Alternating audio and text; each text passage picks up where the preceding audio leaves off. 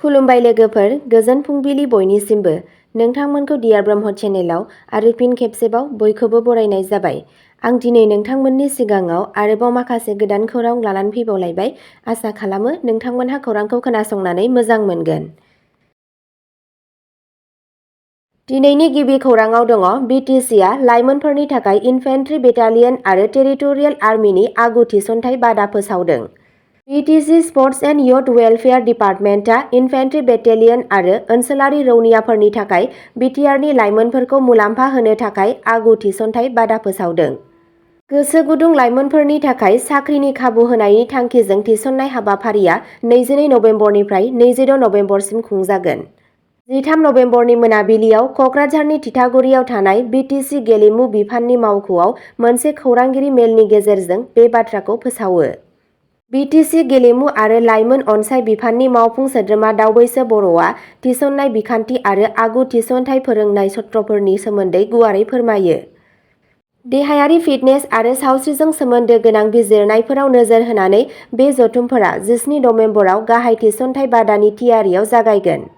बिटिआरनि मोनबा जिल्लानि लाइमोनफोरनि थाखाय गुबुन गुबुन जायगाफोराव आगु फोरोंथाइ जथुमफोर खुंनाय जागोन। 17 नबेम्बराव माखासे थावनिफोराव फोरोंथाइ जथुमफोर खुंनाय जागोन। गिबियाव कक्राझार जिल्लायाव कक्राझार सोरखारि गोजौसिन गेजेरारि आरो माल्टिपार्पज फरायसालिनि गेलेग्रा फोथाराव, गसाइगाव महकुमायाव गसाइगाव हायार गेजेर फरायसालिनि गेलेग्रा फोथाराव, परबतजरा दालाइ खोन्दोआव परबतजरा मिनि स्टेडियामाव। गासैबो सेसनफोरा फुंनि 10 रिंगायाव जागायगोन। बेफोर ओनसोलनि गोसो गुदुं लाइमोनफोरखौ बाहागो लानो थाखाय थुलुंगा होनाय जादों। बे हाबाफारिया ओनसोलारि लाइमोनफोरखौ रौनिया हान्जायाव साख्रिनि खाबु होनानै गोहो होनो थाखाय BTC काउन्सिलनि सोलिबाय थानाय नाजानायनि बाहागो महरै फैदों। थिसनथाइ बादाया लाइमोनफोरनि थाखाय इनफेन्ट्रि बेटालियन आरो टेरिटरियेल आर्मियाव हाबनो मोनसे खाबु होगोन, जाय सेक्टरफोरा दिदोमथि आरो गोलाव समनि जिउ राहा जौगानायनि खाबु होयो। BTC गेलेमु आरो लाइमोन अनसाइ बिफानआ साफ्रोम गोसो गुदुं सुबुंफोरखौ आगु थिसनथाइ फोरोंथायाव बाहागो लानो आरो मावख'आरि थिसननायनि सिगां गावसोरनि हेंथायारि फिटनेस आरो सावस्रिखौ जौगाहोनो थाखाय बे खाबुखौ लानो खावलायदों। बे आगु थिसनथाइ बादाखौ ओनसोलाव लाइमोनफोरनि थाखाय खाबु सोरजिनायाव मोनसे मख'जाथाव आगान महरै नायनाय जायो आरो BTC काउन्सिलआ मिजिं थिदों दि बेयो साख्रि आरो गावारि जौगानायनि थाखाय गोदान लामा बेखेवगोन। नैथि खौराङाव दङ BPF आरो मोनसे समनि फरायसा दैदेनगिरि अलिन्द्र कुमार मुसाहारिया बे मुलुगाव गैलिया।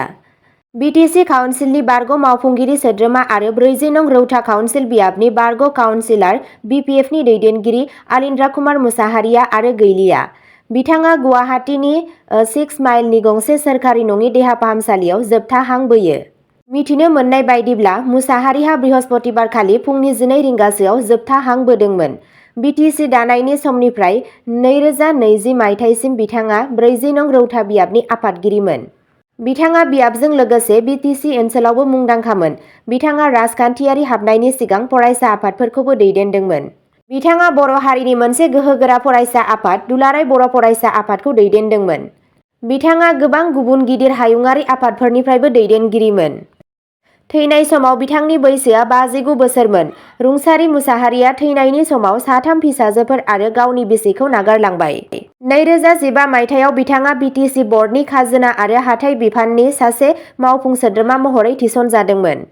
मोनसे समनि फरायसा दैदेनगिरि आरो उनाव राजखान्थिनि गेजेरजों BTC ओनसोलाव बयजोंबो अनसायजानाय अलिन्द्र कुमार मुसाहारिनि रुंसारि जानायाव गोबां अनसायगिरिफोरा गोथौवै दुखु मोननाय फोरमायदों। थामथि खौराङाव दङ बिटिआरनि आबाद खोन्दोआ वेल फार्म आबादजों थुलुंगा मोन्दों।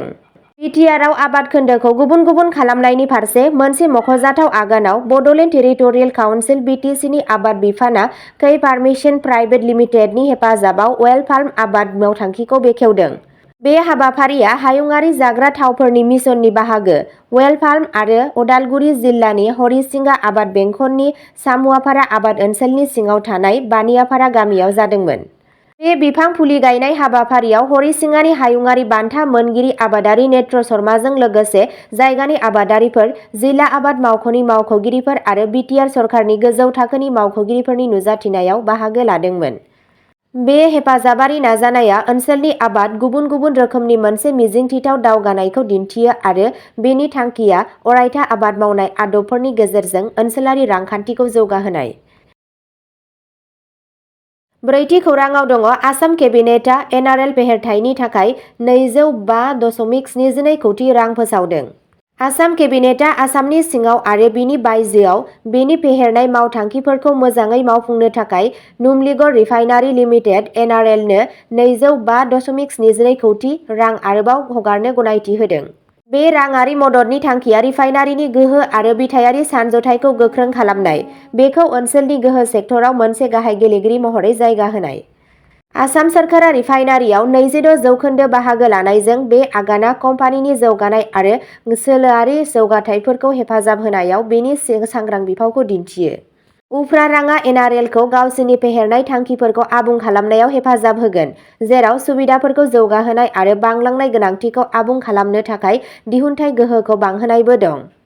बे फुवारनाया खालि आसामनि गोहोनि गोनांथिनि थाखायल' नङा, नाथाय गुवार हाथाइनि थाखायबो गोनां, मानोना एनआरएलआ हायुंआरि आरो गेजेर हायुंआरि फोथाराव गावनि थाथायखौ गोख्रों खालामनो नाजादों।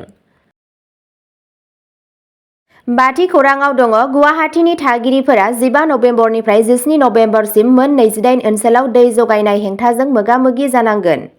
गुवाहाटी जल बर्डआ थागिरिफोरनो मिथिहोदों दि 15 नबेम्बरनिफ्राय 17 नबेम्बरसिम नोगोरमानि मोन 28 ओनसोलाव अरायथा नङै दै जगायनाया बन्द थागोन। बे सानथांखि खालामनाय हेंथाया रोजा रोजा थागिरिफोरखौ असुबिदा खालामनो हागौ मानोना गोनांथार सामलायनाय खामानिखौ मावनाय जायो। गोहोम गोग्लैनाय ओनसोलफोराव अमिया नगर, चांमारी, राजगड़, लाचित नगर, उलुबारी, रूपनगढ़, बरा सार्भिस, चिदू र'ड, अनिल नगर, रबिन नगर, तरुण नगर, श्रीनगर, भास्कर नगर, एमटी र'ड, गीतानगर, अंबिकागिरी नगर, सुंदरपुर, मानिक नगर, हेंग्राबारी, स्वराजनगर, जाकिर हुसैन र'ड, डाउनटाउन, बरमतरिया, रामसाहिल, लताशिल, सिलपुखुरी, पान बाजार, कालगुरी आरो खाथिनि उफ्रा जायगाफोर दं। मोनसे मावख'आरि बिबुंथियाव गुवाहाटी जल बर्डआ बुजायदोंमोन दि नबेम्बरनि जोबनायसिम जोबथा जागायनायनि थांखिजों पाइपलाइन लुपफोरखौ बोखारनाय आरो गोदान ओनसोलफोरखौ दै जगायनाय नेटवार्कआव खौसे खालामनायनि थांखिजों मोनसे मावथांखिखौ फोजोबनो थाखाय अरायथा नङै दोनथ'नाया गोनां। थागिरिफोरखौ गोनांथार राहा खालामनो बोसोन होनाय जायो, मानोना 17 नबेम्बराव खामानि जोबनायनि उनाव दै जगायनाया सिगांनि बायदि जागायफिन्नायनि मिजिं थिजादों। द'थि खौराङाव दङ गुवाहाटीनि राजगड़आव सिखाजों आइजोखौ सिगिना 10 लाखनि सना लुथिना लांदों। गुवाहाटीनि राजगड़ ओनसोलाव साखा खबनै गारियाव फैनाय सानै सिखाजों सालायग्रा चेन स्नेचरफोरा सासे आइजोनि सनानि गहेनाफोरखौ लुथिदों होनना खौरां बिजोंनिफ्राय मिथिनो मोननाय जादों। रिपर्टनि बायदियैब्ला बे जाथाया मैया फुङाव जादोंमोन जेब्ला बबिता दास मुंनि आइजोआ गावनि साखा खबनै सालायनो सोलोंगासिनो दंमोन। दुथांफोरा जाय साखा खबनै गारियाव फैदोंमोन, गिबियाव बिथांजोनि खाथियाव सान्टमारी कल'निसिम थांनाय लामानि सोमोन्दै सोंदोंमोन। नाथाय बियो फिन होनायनि सिगांनो बिसोरनि गेजेराव सासेया बिनि गोदोनायाव गंसे गोबौ सिखा दोन्दोंमोन आरो बिथांजोखौ गावनि गासैबो सनानि गहेनाफोरखौ बिसोरनो गथायनो थिनदोंमोन। बिनि उनाव बिसोरो आइजोनि गहेनाफोरखौ लानानै खारखोमालाङो। भुगिनांनाय आइजोआ बुंदोंमोन दि दुथांफोरा खारखोमानायनि सिगां बिथांजोनिफ्राय मोनसे सनानि चेन आरो झुमफोर लादोंमोन। गाग्लोबजाग्राया आरोबाव बुंबावदों दि गहेनाफोरनि बेसेना फ्राय 10 लाख रांमोन। ओनसोलनि थागिरिफोरा बुंदोंमोन दि सिगाङावबो बे ओनसोलाव बेबादि जाथायफोर जादों।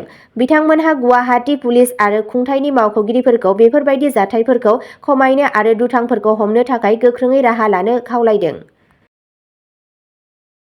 स्निथि खौराङाव दङ मिज'राम मेलबुकनि साखाथियाव 85 लाख रांनि हेर'इन जब्द, 3 हमजादों। मैया आसाम राइफल्स आरो मिज'राम पुलिसनि मोनसे जथाय हानजाया मिज'रामनि मेलबुक खाथिनि मोनसे जायगानिफ्राय 113 ग्राम हेर'इन जब्द खालामदों होनना खौरां मोन्नाय जादों। जब्द खालामनाय हेर'इननि बेसेना 85 लाख रांसो जागोन होनना सान्नाय जादों। जब्दनि समाव 3 सुबुंखौबो हमनाय जादों होनना खौराङाव मिथिनो मोननाय जादों। 8थि खौराङाव दङ कामपुरनि निसारी दैमायाव गोमानाय हिन्जावसानि गोथै सह' मोन्दों। बृहस्पतिबारनि फुङाव आसामनि नगाव जिल्लानि सिङाव थानाय कामपुरनि निसारी दैमानिफ्राय सासे उन्दै हिन्जावसानि गोथै सह' बोखांनो हायो। सुलुंनिफ्राय मिथिनो मोननाय बायदिब्ला गोथै सह'खौ केकुरीबारी गामिनि खाथियाव मोननाय जादों। जाय दैमानि बारा गोजानाव नङा। थैनाय सुबुंनि मुंखौ जागृति हाजरिका होनना मिथिनाय जादों। बुधबारनि मोनाबिलियाव गोमादोंमोन आरो बिखौ नागिरनो नाजादोंमोन। स्टेट डिजेस्टार रेसपन्स फर्स (SDRF) आरो जायगानि थागिरिफोरनि हेफाजाबाव नागिरनाया दैमायाव गोथै सह'खौ दुखुनांथाव महरै मोननो हादोंमोन। बोखांनाय अपारेसननि समाव जायगानि पुलिसआ जाथाय जायगायाव दंमोन। बबेखानि बेखौ सन्देह खालामनाय जादों दि हिन्जावसाया गोरोन्थियै गब'दोंमोन जानांगौ। थैनायनि गुबै जाहोनखौ दासिमबो मिथिनो मोननाय जायाखै। बेनि सोमोन्दै मोनसे नायबिजिरनाय जागायबाय। अब्ला दिनैनि खौरांआ एसेनोसै। नोंथांमोनहा बेबादिनो सानफ्रोमबोनि गोदान खौरां मिथिबाय थानो थाखाय चेनेलखौ साबस्क्राइब खालामनानै लादो आरो खौरांखौ मोजां मोनोब्ला अन्नानै लाइक, शेयार आरो कमेन्टबो खालामनानै होलांब्लानो जाबाय। गोजोन्थों।